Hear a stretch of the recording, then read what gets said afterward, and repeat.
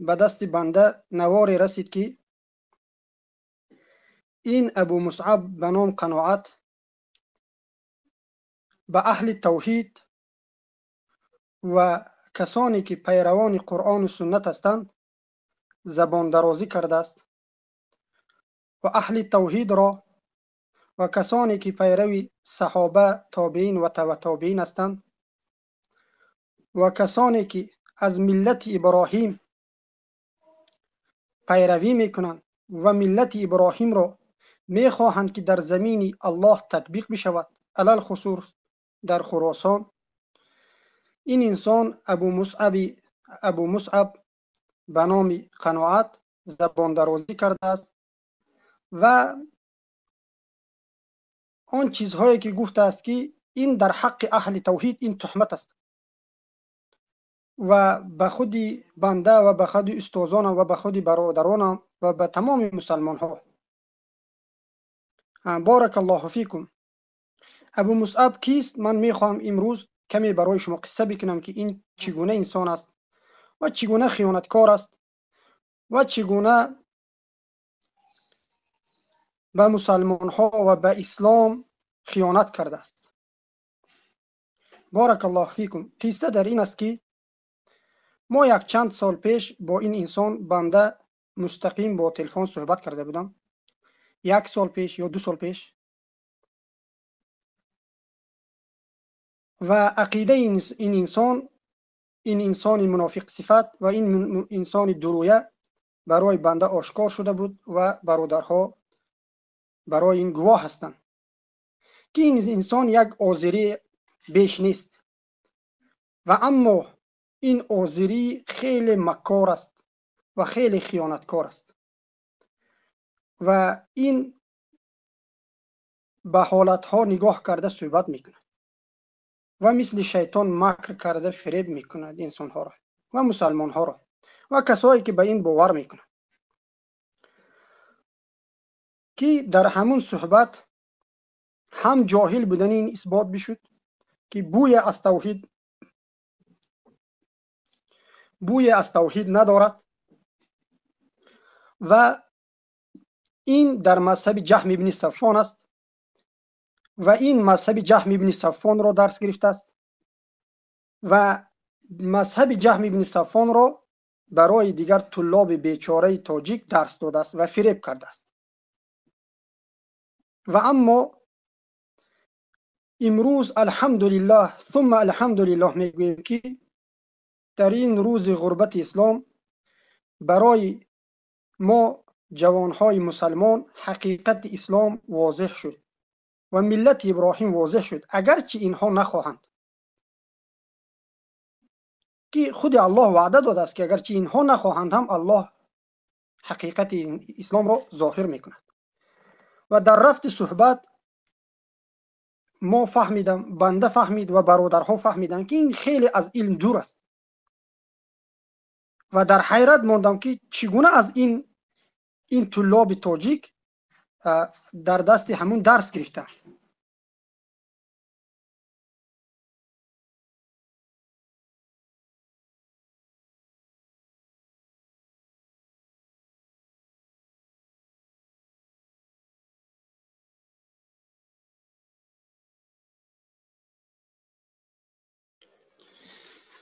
بارک الله فیکم. و در همان جا این انسان آذری بودنش و جهمی بودنش برای بنده آشکار شد. و این ابو مصعب کی است؟ این چه اعتقادها دارد؟ اولین اعتقادی که این دارد، حکام مصر اگرچه از اخوان المسلمین دموکرات ها باشد و از سیسی باشد و از طاغوت های آسیای میانه را حکامش را کافر نمیداند.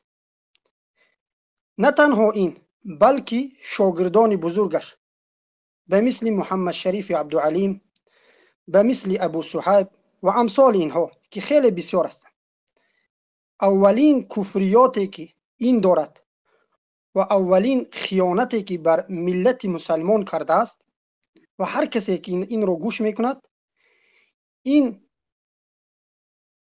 معرفی کرده است حکامی که بر ضد الله و بر ضد رسول الله و دین رسول الله و بر ضد مسلمان های ظلم دیده می جنگند این از مسلمان ها می داند و آنها را امیر المؤمنین می داند و فروختن مسلمان ها را به اینها جایز می داند و این عقیده باطل او است. دومین این اعتقادی که دارد همان کسایی که سود هستند و پرکرار هستند در تاجیکستان، کسایی که امروز همه ما به چشم سرد دیده ایستادیم و همه از خرد بزرگ آگاه است که این سودها و پرکرارها فقط مسلمانهای بیچاره تاجیک را به زندانهای طولانی زندان کرده ایستادند و پولها و مالهای مسلمانها را غارت کرده ایستادند. این دومین کفریاتی که این دارد که آنها را چی میکند؟ مسلمان میگوید و کسایی که اینها را کافر میگویند تکفیرشان میکنند و بر بالای اینها ملت ابراهیم را برپا میکنند و تطبیق میکنند اینها را کافر میداند، اینها را بخشش خوارج میداند و کلاب النار میداند. عاقبت چی میگه؟ اینها سگ جهنم هستند. بارک الله فیکم. سومین کفریات این است که هم اعتقادا و هم عملا این را تطبیق میکند و اعتقادا و علما تعلیم میدهد و اعتقادا این را برای مردم میگه که این کفر نیست و شرک نیست و خودش به این عمل کفری و شرکی همراه است و تشویق میکند مسلمان های بیچاره را به کافر شدن، به سوی جهنم. این عملش چی است؟ این عملش این است که این اعتقادش چی است؟ انتخابات را این کفر اکبر نمیداند بلکه حلال میداند و بلکه میگوید که باید مسلمان ها در اینجا اشتراک بکنند. این سومین کفریات این به نام ابو مصعب قناعت که بندگی الله را گذاشته بندگی شیطان را قبول کرده است. این اعتقادات این است که این انتخابات را کفر اکبر و شرک اکبر نمیداند و ما در دست موحدین رسمهای اینها وجود دارد که اینها در همون مصر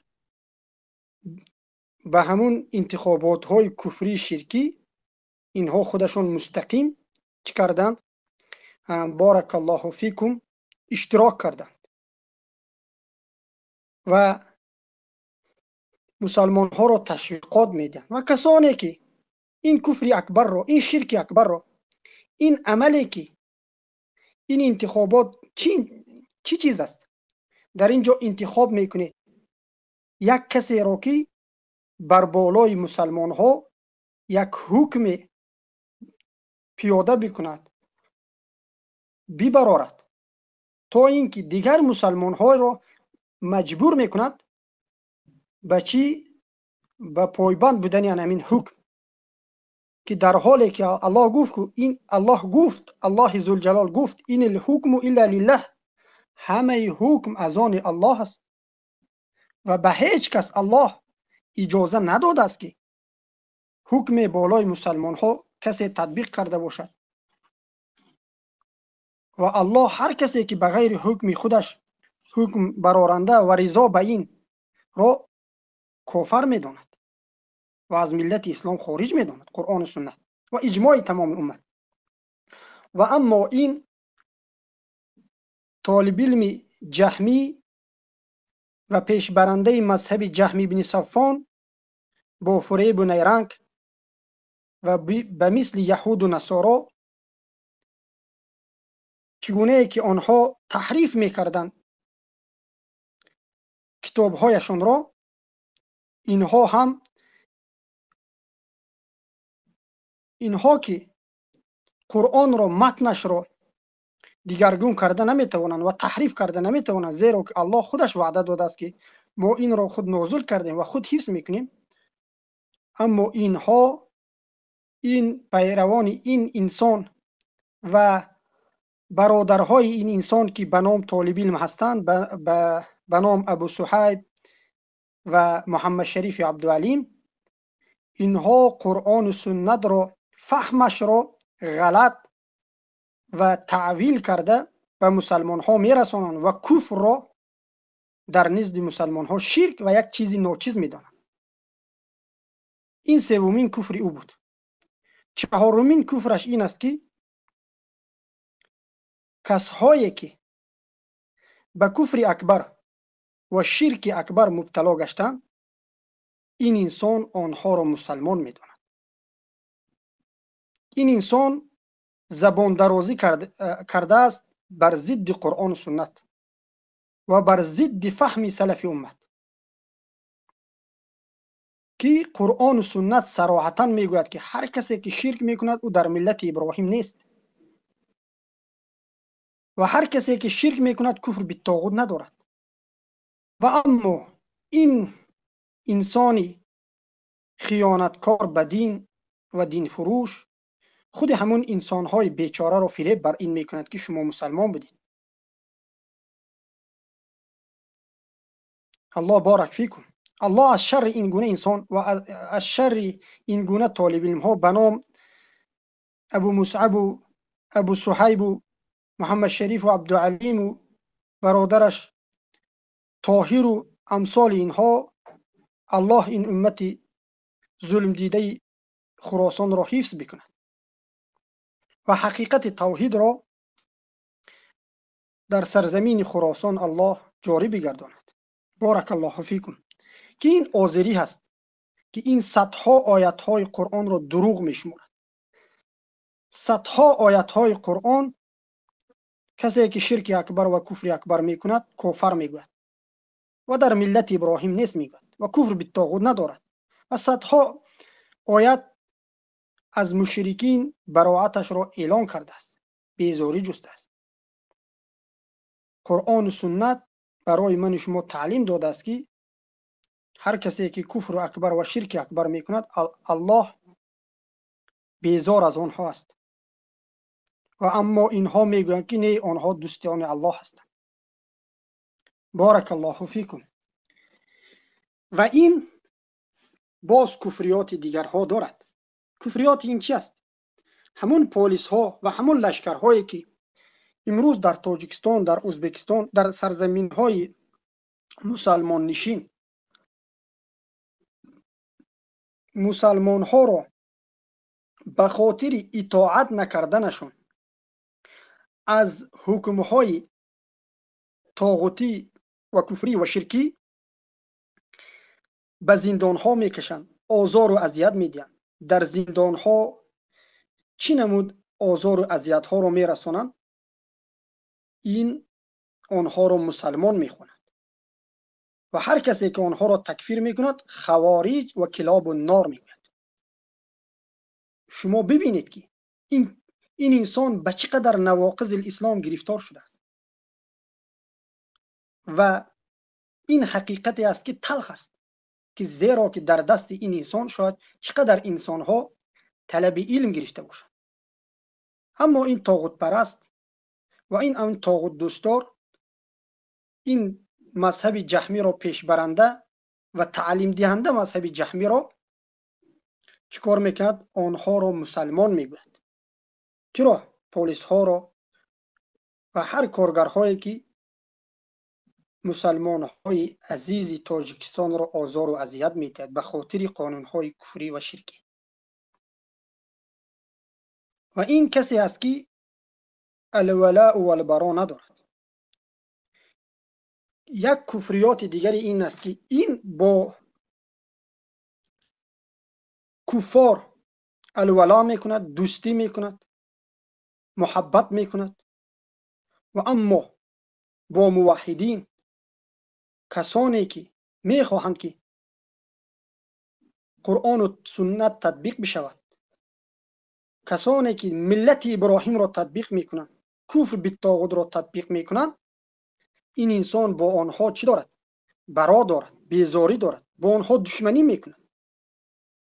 که ما الان خیانت های این را اینجا میگذاریم، میبینیم که این زبان درازی های کردش جواب های دندان شکن از قرآن و سنت حتما میگیرد. و اما ما میخواهیم که شما این انسان و برادرهای این انسان را بشناسید، شاگردان بزرگش را بشناسید. چگونه ای که سلف میگفتن انسان را از چی میشناسی؟ از برادرش، از دوستش میشناسی، که دوستان اینها کارگرهای طواغیت هستند. بارک الله فیکم. این اعتقادات اون بود. و یک اعتقادات دیگر دارد و چندین اعتقادهای، بسیار اعتقادها، اصلا این بسیار اعتقادهای کفری دارد و ما بزرگترینش برای شما ذکر کرده استادیم که بدانید، این انسان رو بشناسید و از فتنه این دور بشوید. این انسان و برادرانش ابو صهیب، محمد شریف عبدالعلیم و محمد طاهر است والله علم برادرش، فروختن مسلمان ها بر طواغیت، حکومت های طواغیت را جایز و حتی ثواب میدانند. و هر کسی که این محکوم میکند، کفر میگوید، تکفیرشان میکند، آنها را خوارج و کلاب النار میگوید و میگوید که هر کسی که همین عملهای ما را انکار بکند، رد بکند و ما را تکفیر بکند، آنها را حتما هر کجا یافتید ببرید بسپارید. و کفریات دیگر این انسان،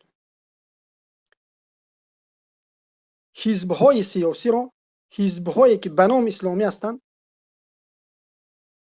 از جمله مسلمان ها میشمارند. آنهایی که 50 ساله ها مسلمان ها را فریب کردند و گفتند که نام ما، حزب ما اسلامی است و اما قانون هایی که ما تطبیق میکنیم به سر دولت بیاییم این قانون های ساخته خودمان است، اینها را مسلمان میگوید. و هر کسی که اینها را تکفیر میکند از حق دور شده میگوید، اینها غلو کرده میگوید، اینها تکفیری ها میگوید. بارک الله فیکم. و این کفریات و شرکیاتی کی بود؟ ابو مصعب و برادرانش. برای این نه تنها فقط ابو مصعب این اعتقادها رو دارد، برادرهای او و شاگردهای بزرگ او ابو صهیب، محمد شریف و محمد طاهر چنین اعتقاد رو دارد که به فریب اینها مادرهای عزیز گرفتار نشوید و فرزندانتان را به نزد اینها همچون طالبین روان نکنید. شما میخواهید ای پدر، ای مادر عزیز، که فرزندتان ملت ابراهیم را و دینی که اسلام است و دینی که در او دین عزت برای مسلمان ها است و خواری زاری مشرکین مرتدین را ذکر کرده است، اینها میبرند، اینها می آموزانند به فرزندهای شما چرا؟ دوست داشتن کفار را و خدمت کردن بر کفار را و بد دیدن مسلمان ها، بد دیدن پیروان رسول الله صلی الله علیه و سلم را به آنها تعلیم میدهند و چگونه فتنه اندازی در بین مسلمان ها را آنها تعلیم میدهند و با فریب و نیرنگ. و این پسر جوان هایی که شما میفرستید به نزد آنها بیخبر از این که اینها شیطان های انسی هستند، با آنها باور میکنند و اعتقادات جهم ابن صفوان که در خراسان همچون مرتد به قتل رسانیده بودند، سلف امتی ما انا همون مذهب همون را، اعتقادات همون را چیکار میکند؟ حق را به باطل آمیخته کرده تعلیم میدهد. و دیگر کفریات این اعتقاداتش بود، اما عملیش چی است؟ این خود ابو مصعب مستقیم کارگر سفارت مصر است که این کار میکنه در اونجا همچون یک کارگر. فهمیده استودید؟ هم اعتقادات کفری دارد و هم عملیه که خودش میره در اونجا خدمت آنها میکنه. و مسلمان های مظلوم تاجیکی که به اونجا به تحصیل علم رفتن، ازبکی که به تحصیل علم رفتن، ازبک زبان ها، و هر کسی که بر ضد اینها سخن میکند و آنها میفهمند که انا همون در اعتقاد این جهم بن صفوان است و در اعتقاد ما نیست، میگوید آنها را به دست طواغیت میسپارند. شب و روز اینها خدمتی کار میکنند و همونها هم اویلیگ میگیرند از سفارتی که از سفارت تاجیکستان که اینها هم چه کارگر در آنجا نوشته شده.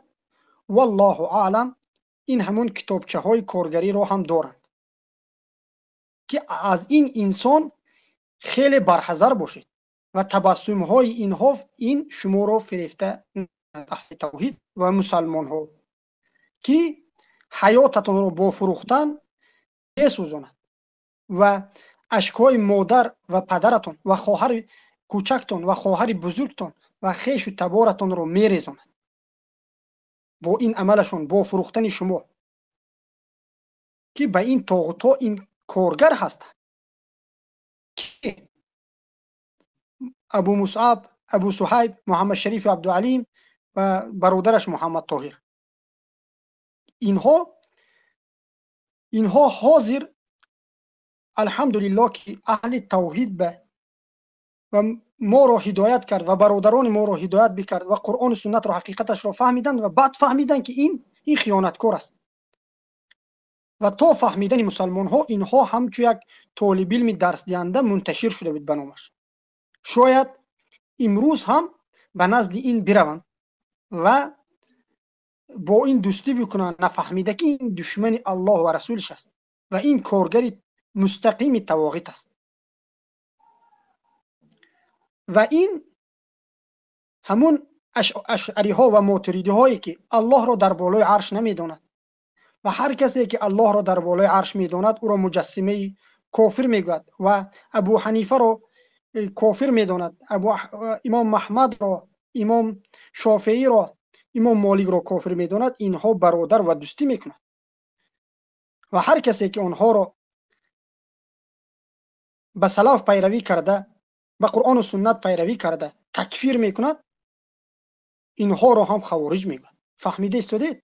برادرهای این فقط کفار و مشرکین هستند که ما امروز آیت ها را برای شما زمزمه میکنیم که برای مسلمان الله ذوالجلال با کفار و مشرکین دوستی کردن را منع کرده است و امر به این کرده است که با مسلمان ها دوستی، محبت، مهربانی بکنید. و اما دین اینها که گرفته شده از جهم بن صفوان هستند با مسلمان ها با پیروی صحابه تابعین و تبع تابعین دشمنی میکنند و با کفار سلف امت ما آنها را تکفیر کردند، با آنها دوستی میکنند. الله اکبر. این خیلی جای تاسف است. انسان اذیت میکشد که شاید در اینجا برادرهای بزرگ حضور دارند که در دست همون تحصیل گرفته باشند و روزهای پرقیمت خود را در پیش او با آموختن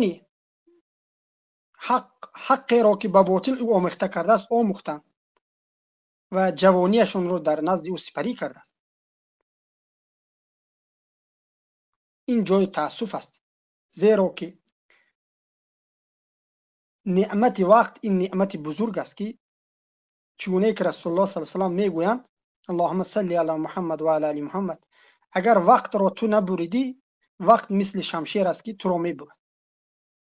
که این خیانتکار، این کسایی که در نزد این طلب علم کرده بدانید که این به دین شما خیانت کرده است.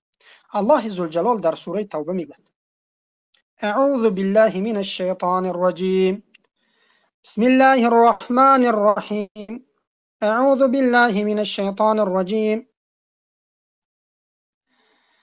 در سوره نساء آیت 138 میفرماید بشر المنافقین بأن لهم عذابا الیما. به منافقان با آنان خبر بده که برای آنها عذاب درددهنده باشد. الذين يتخذون الكافرين أولياء من دون المؤمنين أيبتغون عندهم العزة فإن العزة لله جميعا. الله أكبر، الله أكبر. این منافقان امت اینها نفهمیدن که عزت در آنجا نیست که مشرکین و مرتدین و دشمنای الله را دوست گرفتن و نفهمیدن که در آنجا عزت وجود ندارد. عزت بلکه پایبند بودن به قرآن و سنت و ملت ابراهیم را تطبیق کردن و مسلمان ها را دوست داشتن اینجا است. اما اینها چیکار کردن؟ این منافقین چیکار کردن؟ این ابو مصعب، ابو صهیب، محمد شریف عبدالعلیم چیکار بکرد؟ الذين يتخذون الكافرين أولياء من دون المؤمنين أيبتغون عندهم العزة فإن العزة لله جميعا.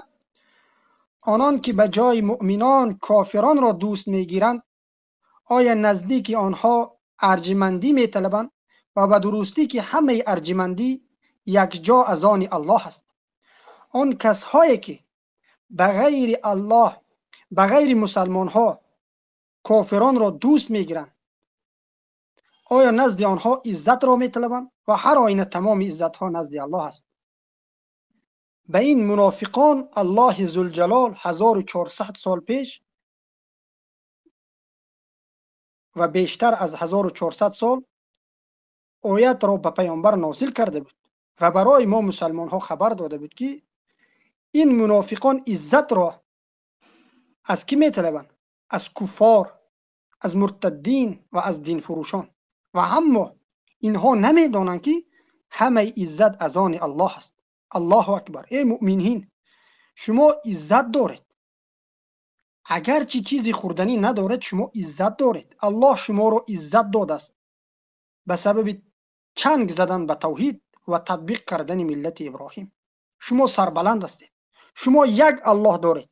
اینها ده ها اله دارند، از حکام، از سود و پرکرار، از پلیس ها، از همون سردارانش. زیرا که در حکومت های طاغوتی هر یک کارخانه برای خود قانونی دارد که اینها ده ها اله دارند.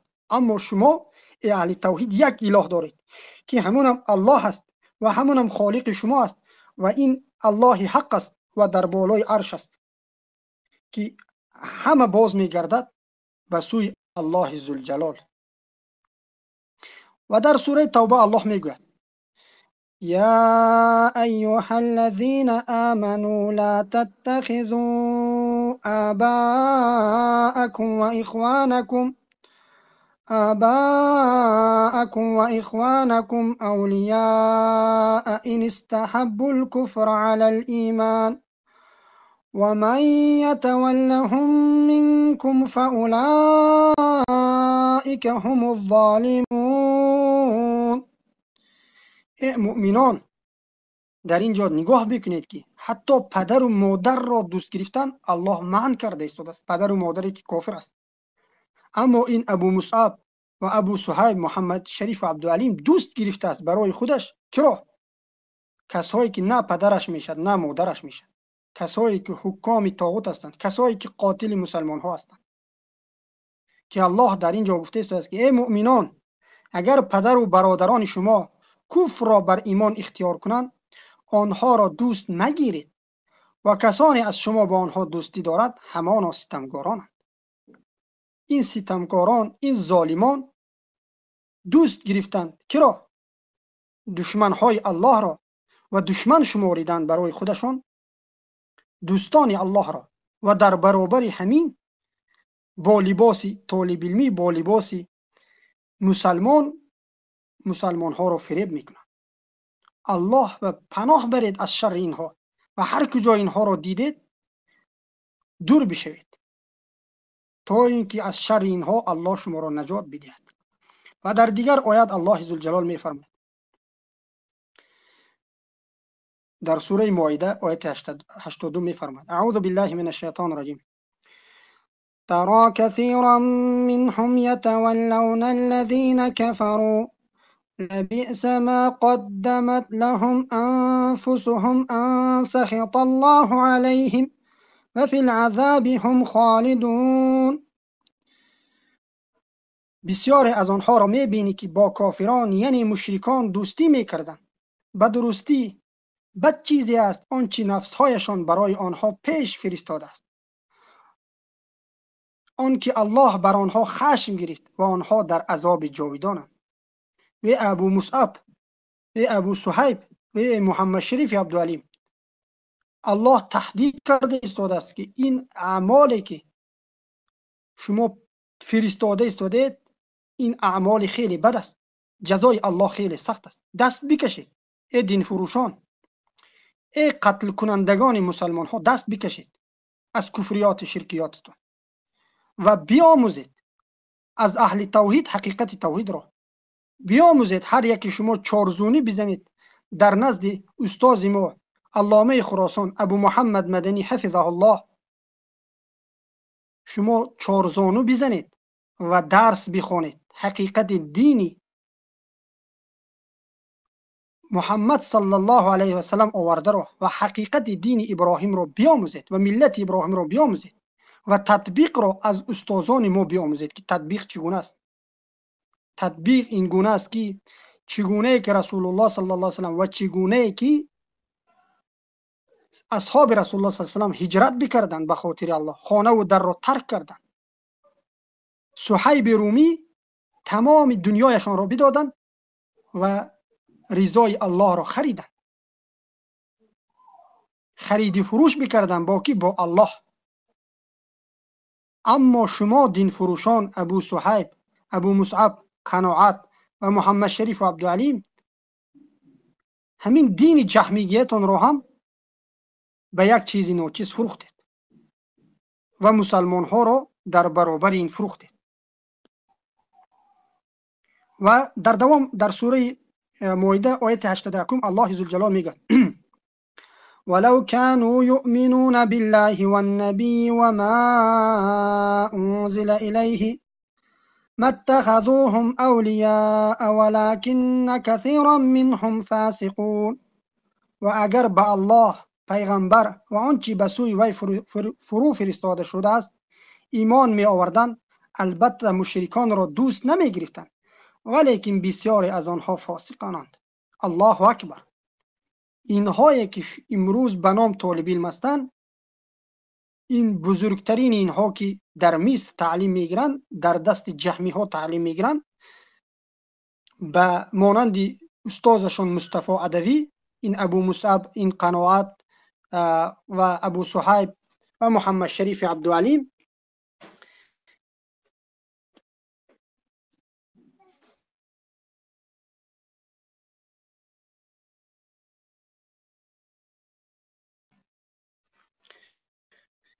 بارک الله فیکم. که الله در اینجا گفته است که اینها ایمان ندارند. اگر ایمان می داشتند اینها دشمن الله و دشمن رسول الله و دشمن موحدین را دوست نمی گرفتند، به آنها کارگر نمی شدند و مسلمان ها را به آنها نمی فروختند. الله اکبر. الله خودش ایمان اینها را انکار کرده است و گفته است که اینها از کفار هستند و اینها ایمان ندارند، اینها فاسق هستند. الله اکبر. و در دوام آیات الله ذوالجلال میگوید لتجدن اشد الناس عداوة للذين آمنوا اليهود والذين أشركوا ولتجدن أقربهم مودة للذين آمنوا الذين قالوا إنا نصارى ذلك بأن منهم قسيسين والرهبان وأنهم لا يستكبرون.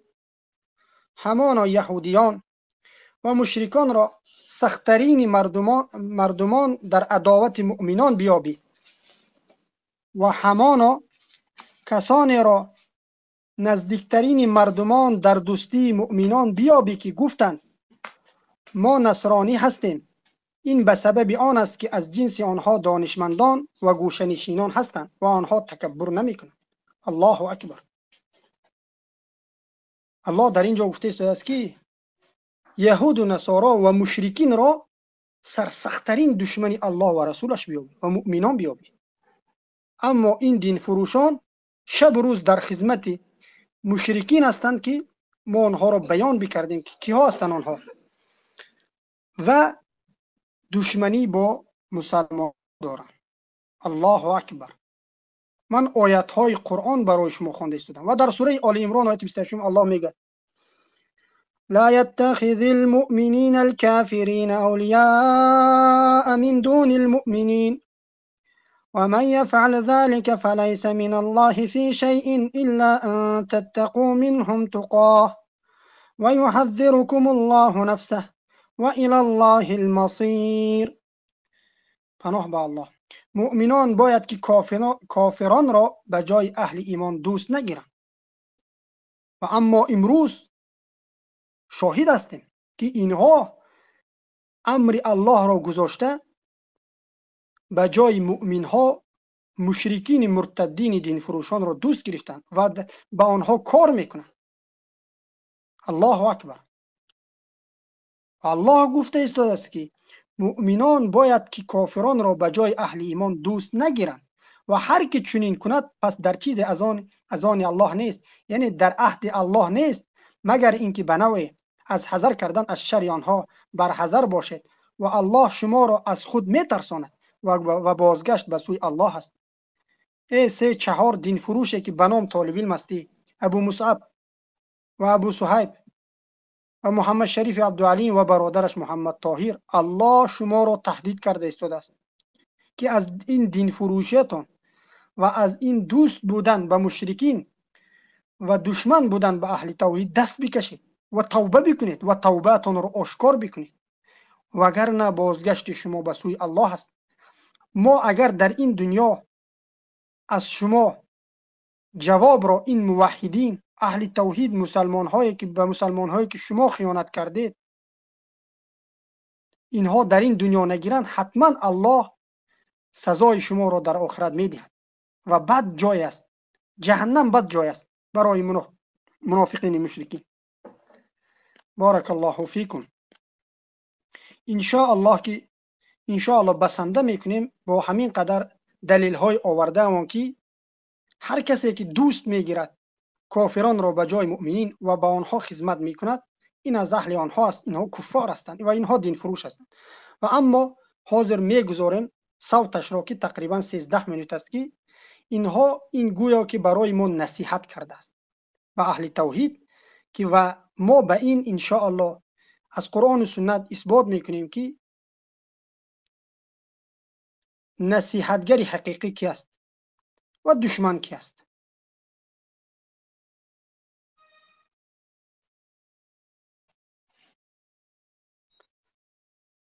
بارک الله فیکم. 1 دقیقه پیدا شد، حتما ان شاء الله میگذاریم.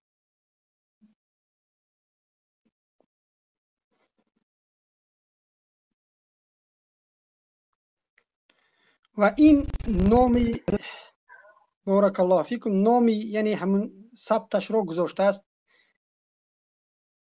نصیحت به شاگردانی و به شاگردی ابو محمد مدنی حفظه الله علامه خراسان، و با کلمات حق مراد باطلش را می خواهد که به کسایی که الا من شهد بالحق و هم یعلمون به حق شهادت دادند با علمانه، به اینها چیکار میکند؟ همون باطلاتی که چندین ساله ها در مصر برای مسلمان های ظلم دیده تعلیم داده است و امروز باز کسایی که به حق شهادت دادیم با علم با قرآن و سنت این میخواد منحرف بکند، اما این خطا فهمیده است و این نشناخته است حالا شاگردان ابو محمد مدنی حفظه الله را که اینها کی هستند. گوش میکنیم.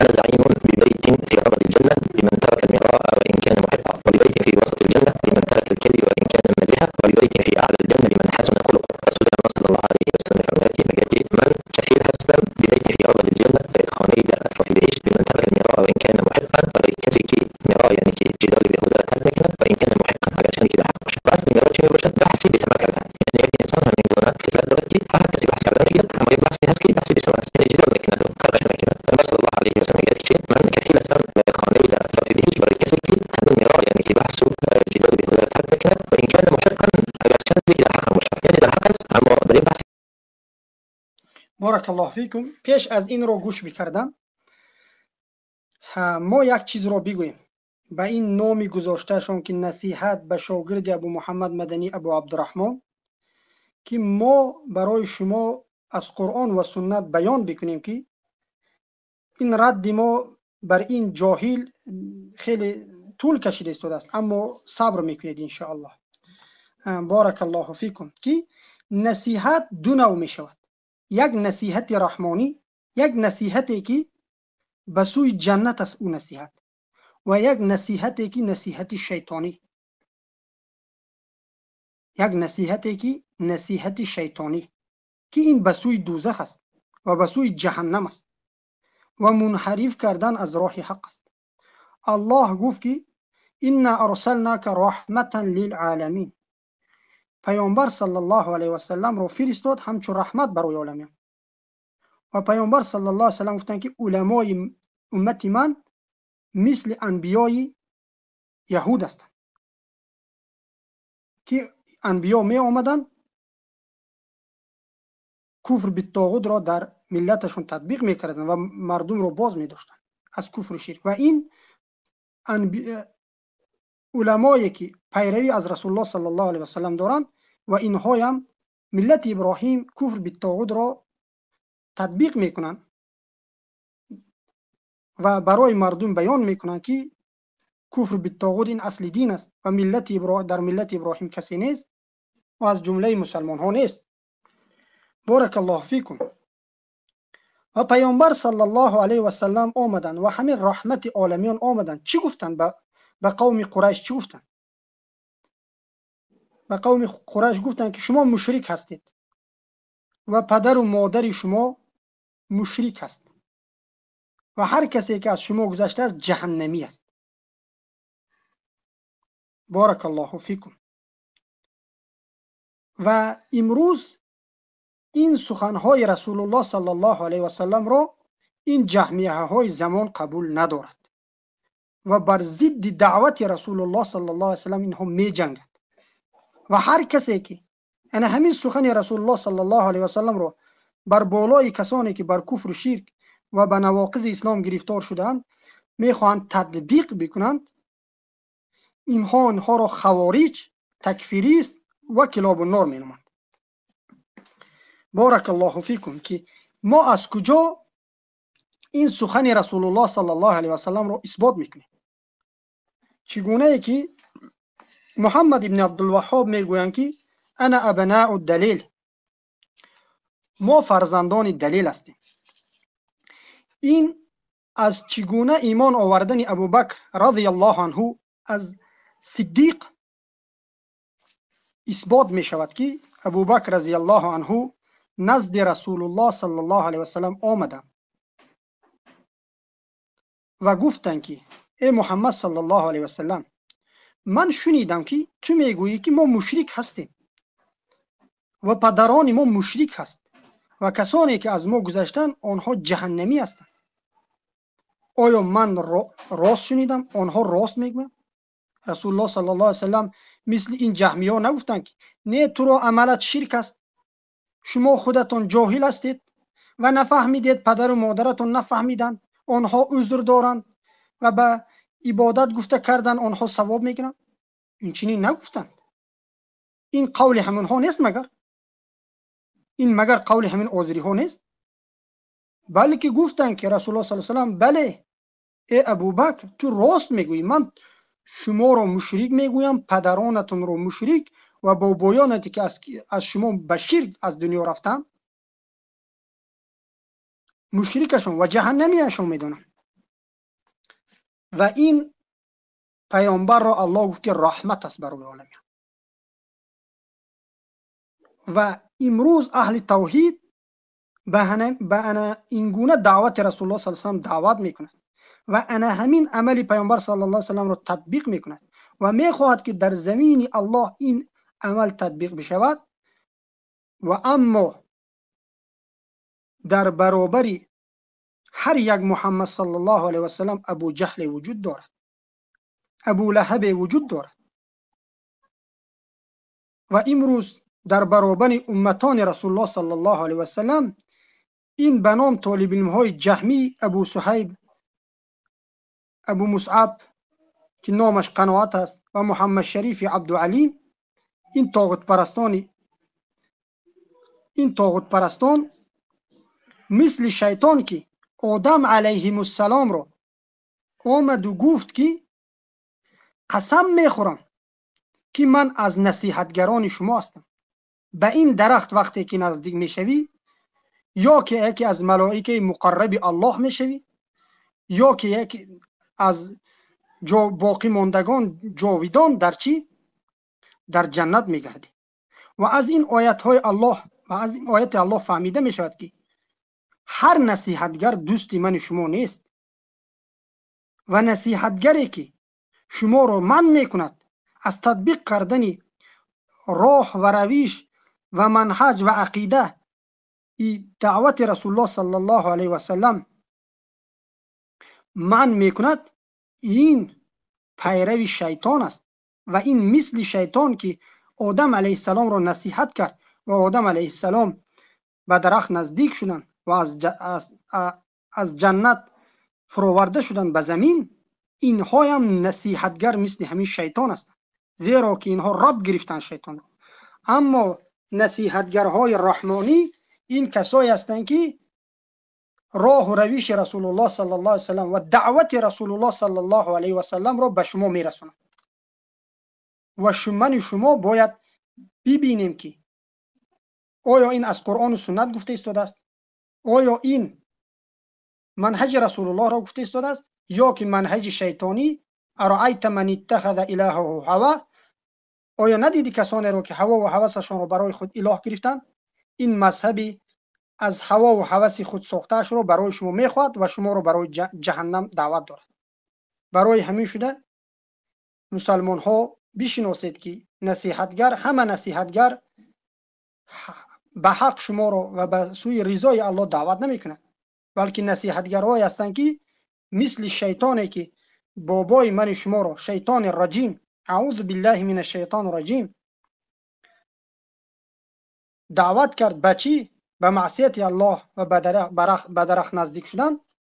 و این گونه نصیحتگرها وجود دارد و آگاه باشید. بارک الله فیکم. دوامش میگذاریم که در اینجا این میگوید که گویا که حدیث رو میبیارد، حدیث صحیح است و دعوا میکند و ادعا میکند که بارک الله فیکم، گوش میکنید خود شما الان، که یعنی هر کسی که بحث یک دیگر را، جدال رو اگر بگذارد، پیامبر صلی الله علیه و سلم به او وعده ها داده.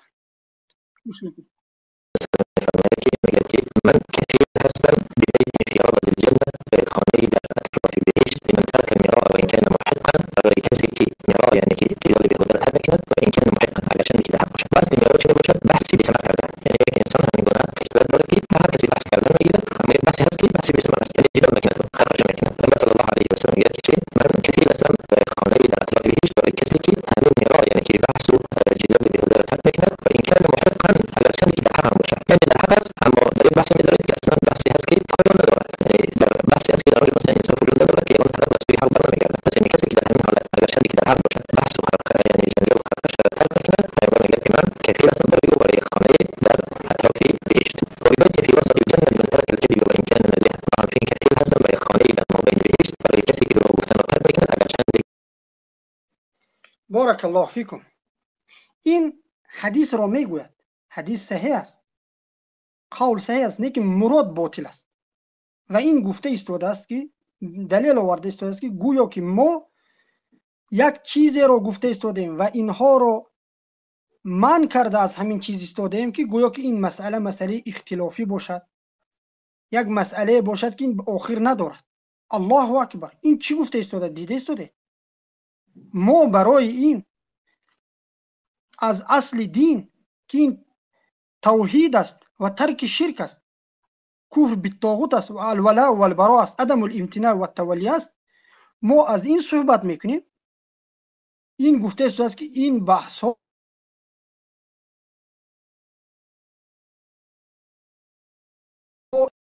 گویا که دین اسلام هم مثل دین یهود نصارا حق به باطل آمیخته شده است و به حق رسیده نمی شود مگر اهل توحید. خودتون قضاوت کنید. مگر چنین است؟ مگر چنین است که دین الله در دین اسلام به حق رفته رسیده نمی شود؟ زیرا که اینها به آیت الله که الله میگوید که به این دین الله اینها قرآن را چیکار کرده نمیتواند. در این قرآن خلاف وجود ندارد. اگر میگد این در این قرآن خلاف و شک و خطاگی و از جانب الله نمی بود، در این اختلاف های بسیار میشد، خلاف های بسیار میشد و این اصل دین مرا شما را گفته استوده است که پایان نمی یابد مگر اصل دین من شما را الله در قرآن دقیق ذکر نکرد. مثل آفتاب روشن نیست مگر. الله اکبر. که دوامش گوش میکنیم انشاءالله. که این باز چه میگد؟ این 13 منوت است، انشاءالله آیسته آیسته مونده جوابش میدیم. بارک الله فیکم.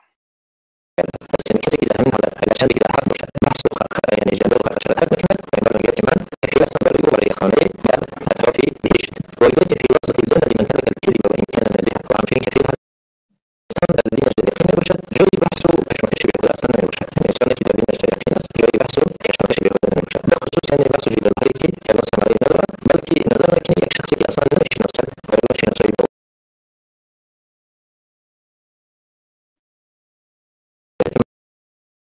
بیسی بحث و جدال قرار نمیدهند که اگر کسی که آمد و جدال کرد یعنی شاید که از وارد غایب بیاید امروز رو پیدا میکنید قبل دیگر کسی میاد دیدن میکند قبل دیگر کسی چی پیدا میکنید و دین خود را باعثی چی قرار میدهی که باعثی تنقل که در دین ثابت نمیباشد. این انسان خاص یعنی وقتی که انسان در دینش یقین نباشد جای بحث و کشمکش بیهوده اصلا نمیباشد. یعنی انسانی که در دینش یقین است جای بحث و کشمکش بیهوده نمیباشد. به خصوص یعنی بحث و جدال هایی که کلام ثمری ندارد بلکه این من گذاشته نتوانستم. این قول امام مالک می بیارد که یک انسان میخواهد که با امام مالک بحث بکند. امام مالک میگویند که من بر دین خود ثابت هستم.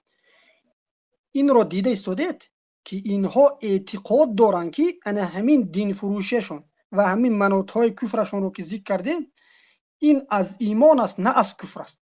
این گفته استوده است که من به دین خودم یقین دارم، یعنی به همون کفریات شرکیاتی که من اعتقاد دارم و خدمت به همین کفار میکنم، من به این اعتقاد دارم که این از چی است؟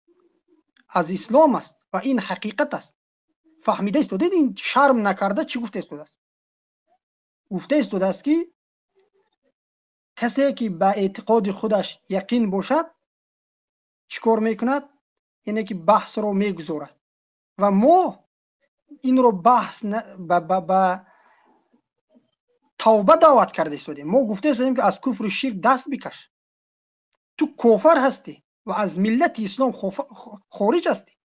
ما این رو برای این گفته استودیم. اما این میگوید که من یقین دارم که انمی کفر و شرک من این ایمان است و از اسلام است. و اما این نفهمید که امام مالک رحمه الله را وقتی که از اعتقادشون آمد و پرسید گفت که استوا یک انسان به مسجد در آمد در حالتی که درس میکردن، امام مالک گفت که استوا چی است؟ از اعتقادشون پرسید. انسان مسلمان باید شرم بکند که از تو پرسیده بشود که ابو جهل کافر هست یا نیست. اینقدر برای تو شک و شبهه است و اینقدر تو به کفر شرکیات واقع شده ای که حتی ابو جهل رو اومده بپرسد که تو ابو جهل رو کافر میگوی یا نمیگوی. و امت سلف ما چی بودن؟ حریص به دینشون بودن و در حقیقت سلف یقین به اعتقادشون داشتن. چگونه جواب دادن امام مالک؟ توی هم برای ما اینگونه جواب بده امروز. بگو که مناطهای کفر که بر تو ذکر کردیم من اینها رو کافر میدونم، من اینها رو مشرک میدونم و من از اینها نیستم و براعت میدونم. مثل امام مالک، تو قول امام مالک رو آوردی، مثل امام مالک جواب بده برای ما. امام مالک گفتن که الاستواء معلوم، استوا معلوم است، دقیق است و در اون جای بحث وجود ندارد. و امروز دقیق است که ابو جهل کافر است و دقیق است که سران دولت های دموکراتیک کافر هستند، اما تو مسلمانشون میدونی. گفتن الاستواء معلوم و کیفیت مجهول و السؤال عنه بدعه. اخرج یا عدو الله. به خاطر چی؟ به خاطر اینکه یک مسلمان پرسیدن امروز از این فرعونان زمان که اون مسلمان است یا نیست، طالب علم، این شرم است. به خاطر چی؟ به خاطر اینکه این همچون طالب علم اگر می بود و مذهب اینها رو قبول نمی داشت و همکار اینها نمی بود، تا اینکه از این پرسیده شود این بیان میکرد که ای مردم، ای مسلمان ها، ما توحید حاکمیت داریم و اینها مشرکین مرتدین هستند. و سلف امت ما رو دیده ایستادید که با چی دقیق و با چی سختی گفته ایستادن که این چیز معلوم دقیق است. سوال از کیفیتش نتید، کیفیتش مجهول بودنش هم دقیق است و تو خارج بشو. بارک الله فیکم. و در دوامش میگذاریم که این چی میگوید.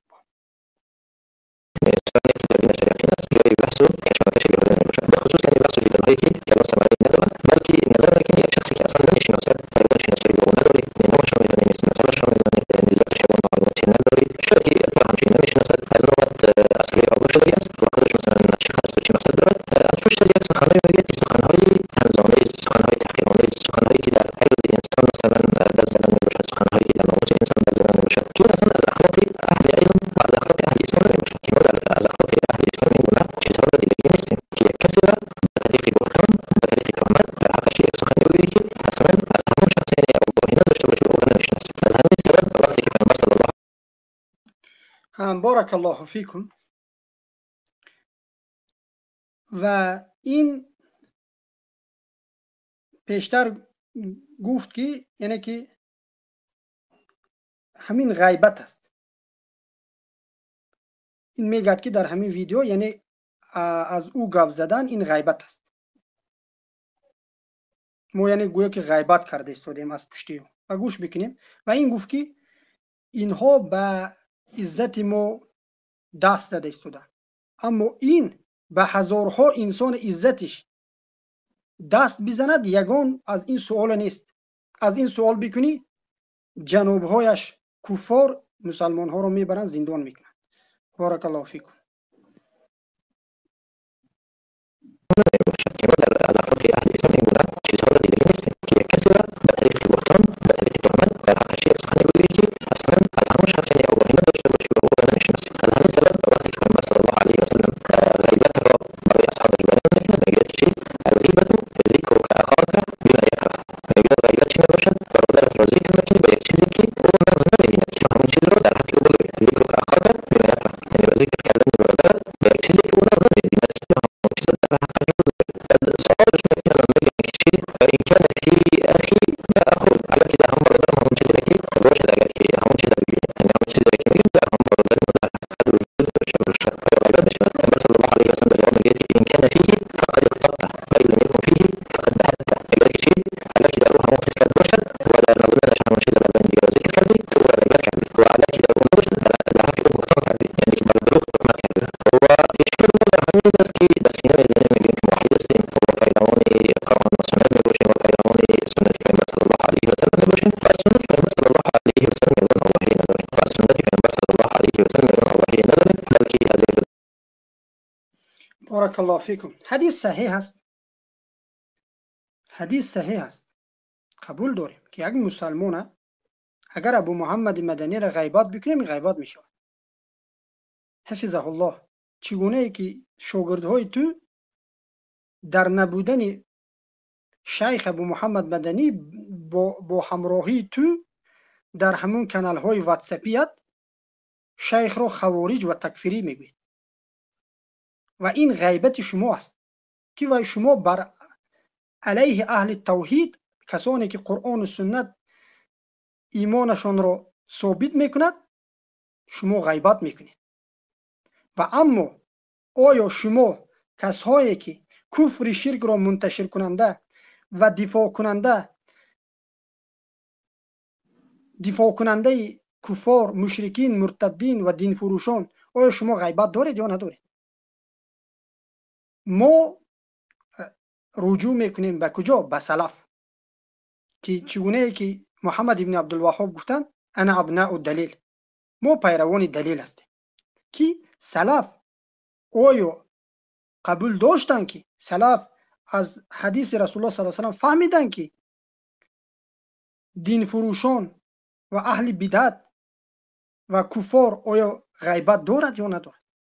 و این در همین جا هم حق به باطل آمیخته میکنند.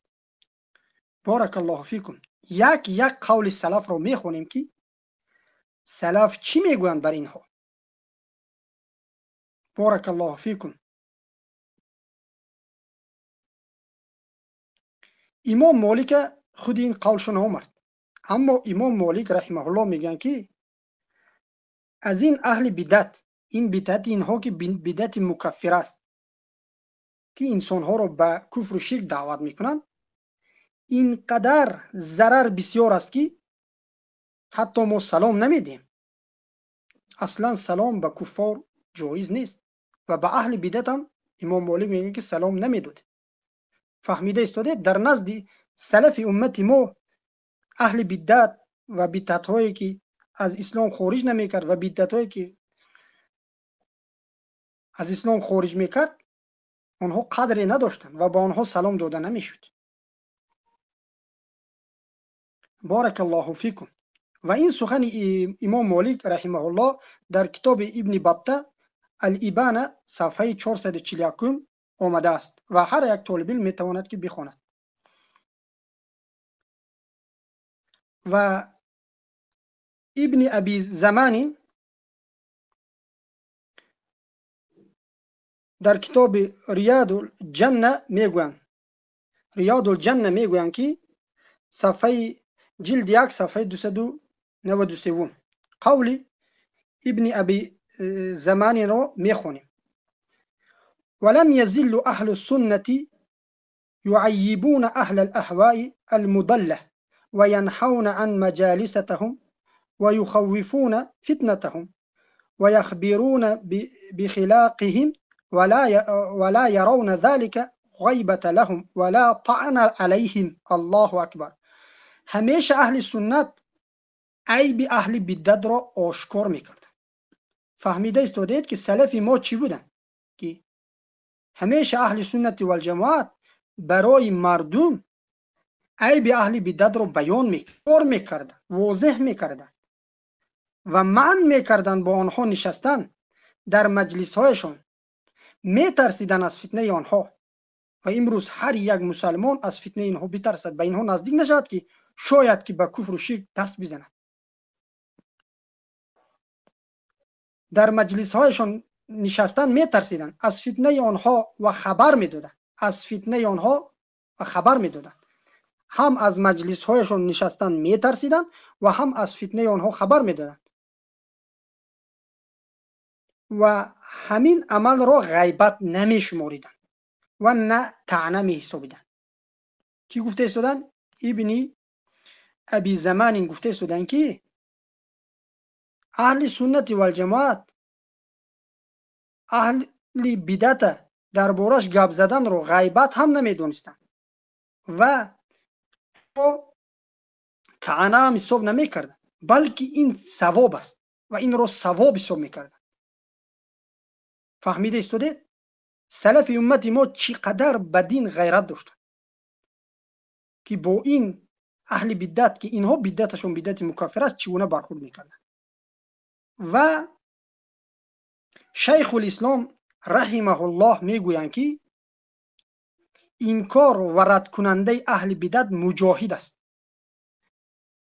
در کتاب نقد المنطق صفحه 12 شیخ الاسلام گفته استودند که انکار کننده اهل بدعت این مجاهد در راه الله است، جهاد میکنه، به خاطر اینکه شمشیر برداشته میشه تا اینکه همه انسان ها به قرآن و سنت بازگردد و اهل بدعت انکار کرده، رد کرده و کشف کرده بدعتش رو و بازگردانیده انسان ها رو و ترسانیده و فهمانیده به مردم از فتنه های آنها، از شرک آنها. این جهاد زبانی است که این بسیاری از انسان ها با این طریق باز میگردند با فهمیدن حق و از فتنه آنها دور میشوند. که ما دیدیم که سلف امت گفته استودند که غیبت ندارد بدعتکار، غیبت ندارد و در حق او سخن کردن هم طعنه هم نیست. بارک الله فیکم. دوام شوش میکنم.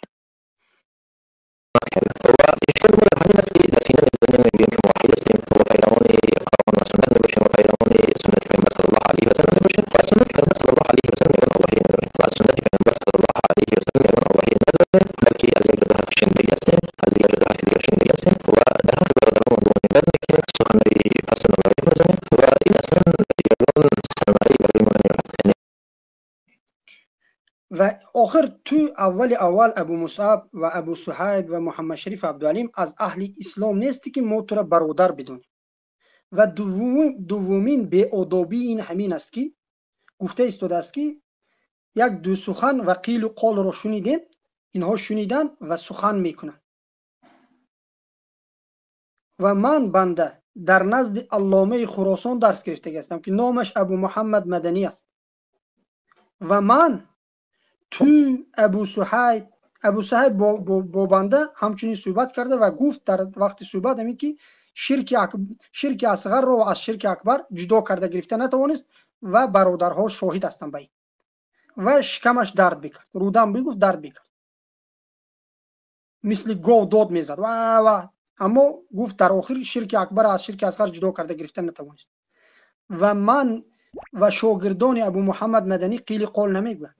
تو بیا به این صفحه های آنلاینی به این ما که تو ببین که شاگردهای تو قیل قول میگوین یا شاگردهای علامه خراسان قیل قول میگن. شاگردهای علامه خراسان یگان بار نامی استادشان را ذکر نکردند، فقط قال الله و قال الرسول میگن. چرا که استاد ما ابو محمد مدنی حفظه الله برای ما خیانت نکرد در دین و گفت که شما از نام من رفته بگویید نه، بلکه گفت که شما وظیفه دار هستید که قال الله و قال الرسول و قال الصحابه الکرام بگید. والله بالله تالله میگم بنده ابو عبدالرحمن برای شما میگم که تو ابو مصعب، ابو صهیب، محمد شریف عبدالعلیم، محمد طاهر هر ست در همین آنلاین ببیا، برای شما 3 برابر وقت بسیار است و 1 برابر برای من حق است برای بنده. با شما صحبت میکنم و قیل و قال رو میبینیم که آیا شما قیل و قال میگید یا شاگرد ابو محمد مدنی حفظه الله علامه خراسان قیل و قال میگه. تو احوال شاگردان رو در این صفحه های اینترنتی ببین که چگونه بیچاره است و شاگردان ابو محمد مدنی رو ببین که چگونه گردنهایشون برداشته است، چگونه سربلند هستند، چگونه شاگردهای تو بیغیرت است.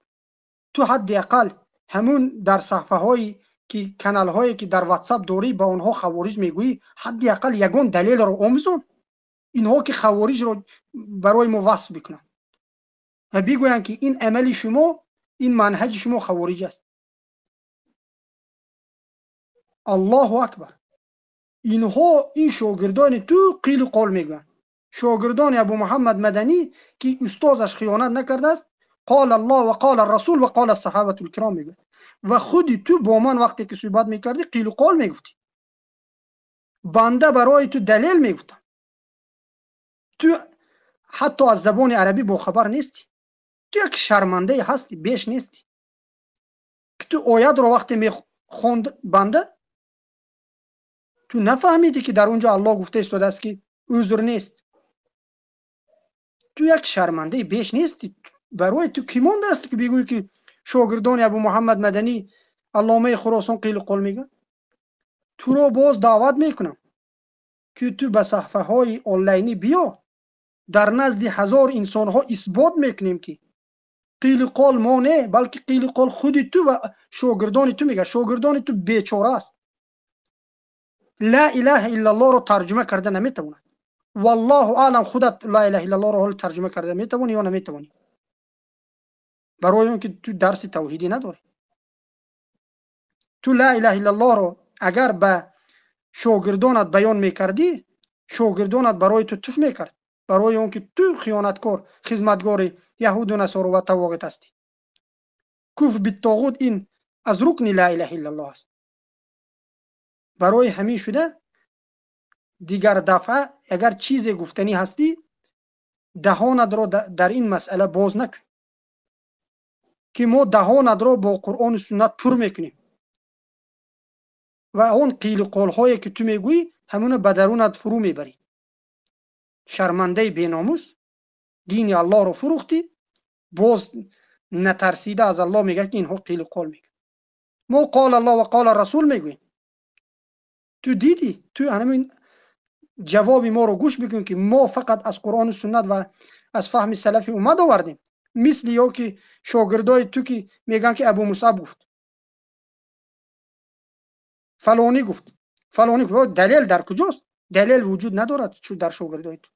شاگردهای تو یک پادبانی بیش نیست و خودی تو هم پادبانی بیش نیستی.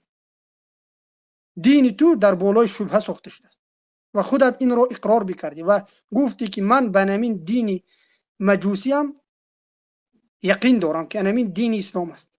خاک بر سر تو. دوامش گوش میکنی.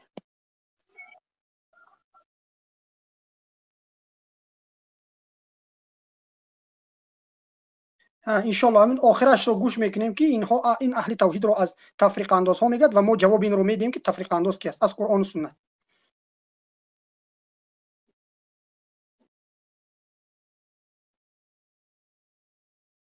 سخنی گفتگی در نزد الله تعالی جواب میگه. از همین سبب یعنی از الله تعالی بترسیم و زبان ما را حفظ کنیم، زبان را روزی نکنیم نسبت یکدیگر. و مسئله نیست که ما در یک میدان جنگ داشته باشیم که یکدیگر را لعنت و دشنام و سخنهای بد و ناسزا بگوییم، بلکه اگر که ما مثلا مردم یعنی مسلمان هستیم، پس باید که در اصلاح یکدیگر بکوشیم، باید که در اصلاح یکدیگر بکوشیم، زیرا که این حدیث پیامبر صلی الله علیه و سلم، وصیت پیامبر صلی الله علیه و سلم برای ما میباشد و همچنین آیات‌هایی که الله سبحانه و تعالی در قرآن کریم را بسوی این دعوت کرده از بسوی جهاد و بسوی پاکشاهی و همچنین المسلم للمسلم المؤمن للمؤمن كالبنيان يشد بعضه بعضا، یعنی که مؤمن و برادر مؤمن شد مؤمن یک دیگر میباشد. یک دیگر است که دیگرش تقویت میکند و اینکه فرمان کرده باشیم و هر کس همون چیزی که کلمه که در نزدش باید خرسان بشود و خشته در حق حساب کند. و بارک الله فیکم. این گفته است که این چیزی نیست که در این مثل جنگ بوده همدیگر رو کافر نگوییم. پیامبر صلی الله علیه و سلم مثل تو کسایی که از دین الله مردم رو منحرف میکردن و ضرر به دین الله میرسوندن و مسلمان ها رو برده میفروخت و اذیت میداد، ماهاش دعا میکردن، لعنت الله رو میخواستن. ای دروغگوی ابو مصعب، و تو میگویی که باید ما وحدت بکنیم و مسلمان ها مثل یک بنا هستند. البته مسلمان ها بنا هستند. کدام مسلمان ها؟ همون کسایی که الله گفت که واعتصموا بحبل الله جمیعا ولا تفرقوا، به حبل الله چنگ زنید، به قرآن و سنت و تفریقه نکنید. و همین کسایی که به قرآن و سنت چنگ میزنند انانمین ها مثل یک بنا هستند و نه تو یکی و نه تو ابو مصعب تو و ابو صهیب و محمد شریف عبدالعلیم به این بنا داخل میشوید. شما از این بنا منحرف هستید و شما کسانی هستید که کوبنده این چرا این بنا رو هستید. به بنا شب روز سنگ میزنید و بنا رو هر روز میخواهید که نابود بکنید. تو پیش از این سخنها رو به اهل توحید گفتن یک تدبر بکن و تفکر بکن که تو با اهل توحید هستی، تو در بنای مؤمنین هستی یا که در بنای مشرکین مرتدین هستی؟ در کدام بنا هستی؟ تو اول به خدا سوال بکن. تو دعوت به وحدت میکنی؟ وحدت با بالای قرآن و سنت بکنیم، تفریقه نه اندازیم. تو میگویی که تفریقه نه اندازیم. تفریقه رو آیا ما انداختیم یا که تو انداختی؟ و شاگردان تو شب و روز زبان درازی میکنن به قرآن و سنت، تفریقه بین مسلمان ها میاندازن و مسلمان ها رو خوارج و تکفیریست میگن. این تو و شاگردان هستی که فتنه تو رو الله میگه که والفتنه اشد من القتل، فتنه بدتر از قتل است. که صحابه کرام ابن عباس ابن عمر فتنه رو شرح داده میگویند که در تفسیر این آیت فتنه در اینجا شرک است و شرکی که تو برای شاگردان تعلیم میدی و دوست داشتن یهود و نصارا و دوست داشتن کفار مرتدین رو تو درس میدی و کسانی که اینها رو تکفیر میکنن خوارج و تکفیریست میگوی و کلاب و نور میگوی بدتر است از قتل. این شاگردان تو در توحید قتل میشدن اما دینشان رو مثل تو نمیفروختن و دفاع از حزب‌هایی که تو میگویی که ما باید حزبگرایی نباشیم و آن حزبگراها رو دعوا از حزب کنندگان رو شب روز برادر میخونند و آنها تبسم میکنند و دشمنای آنها رو برای خود دشمن میستابند. این سخنهایت را به همون شاگردهایی که و به همون برادرهایت ابو صهیب و محمد شریف و عبدالعلیم و برادرش محمد طاهر برسون که این برادرهای گمراهتر از چهارپایان تو اینها را دوست میگیرند و اما موحدین و اما شاگردان ابو محمد مدنی حفظه الله علامه خراسان ملت ابراهیم را بر بالای اینها تطبیق میکنند و میگوید که و بدا بیننا و بینکم العداوه والبغضاء ابدا حتی تؤمنوا بالله وحده. بین من و شما دشمنی و کینه و عداوت ابدا، همیشگی. این را شاگردهای ابو محمد مدنی حفظه الله تطبیق میکنند و شاگردان تو این سخن را بر علیه موحدین، بر علیه کسانی که در ملت ابراهیم هستند و کسانی که پایبند قرآن و سنت هستند این را میگن که در بین من تو بغض و کینه و عداوت همیشگی. به خاطر چی؟ به خاطر این حزب‌های گمراه و خودی تو هم در همین عقیده هستی و برای همین از این کلمه ها دیگر استفاده نبر که تو شرمنده هستی و برادرای تو محمد شریف و ابو صهیب شرمنده بیش نیستن که در این باره دیگر دهان باز نکن. و در آخر میگویم که خیلی صحبت کردیم، الله ما را هدایت بکند و ثابت قدم نگه دارد و سوالهای ما بر تو است که و این به سوالهای ما جواب بده. این سوالها از اصل دین است و این سوالهای ما جواب بده. سران دولت‌های دموکراتی کافر هستند یا نیستند؟ سود و پرکرور کافر هست یا نیست؟ میلیسه ها لشکرهاش کافر هست یا نیست؟ کسی که قبر را میپرستد، کسی که به غیر الله سجده میکند، کفر اکبر و شرک اکبر را میکند، کافر هست یا نیست؟ و این مسئله اجماعی است یا که خلافی است؟ تو سوالهای ما به جواب بده. و کسانی که الولا میکنند با مرتدین مشرکین کافر هستند یا نیستند؟ و مشرکین کی هستند، مرتدین کی هستند، برای ما بیان بکن. آیا کسی که کفر بالطاغوت ندارد در ملت ابراهیم هست یا نیست؟ آیا کسی که کفر بالطاغوت ندارد مسلمان گفته می شود یا نمی شود؟ به این سوال های ما ای جبان، ای ترسو، ای خیانتکار به دین جواب بده.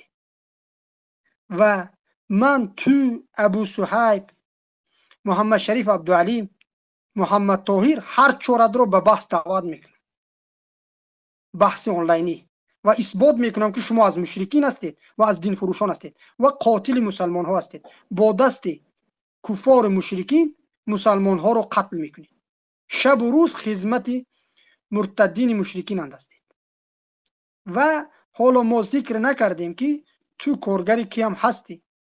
این کارگری مدخلی ها بدند و مردم رو به دین مجوسی آنها دعوت کردن است. بعد این صحبت جداگانه است. سبحانك اللهم بحمدك اشهد ان لا اله الا انت استغفرك و اتوب الیک. السلام علیکم و رحمت الله و برکاته.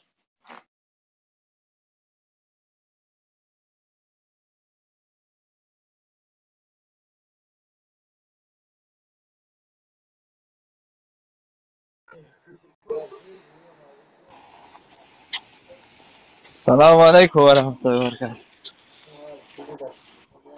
السلام علی من اتبع الهدى. و چی دیموناگی داری؟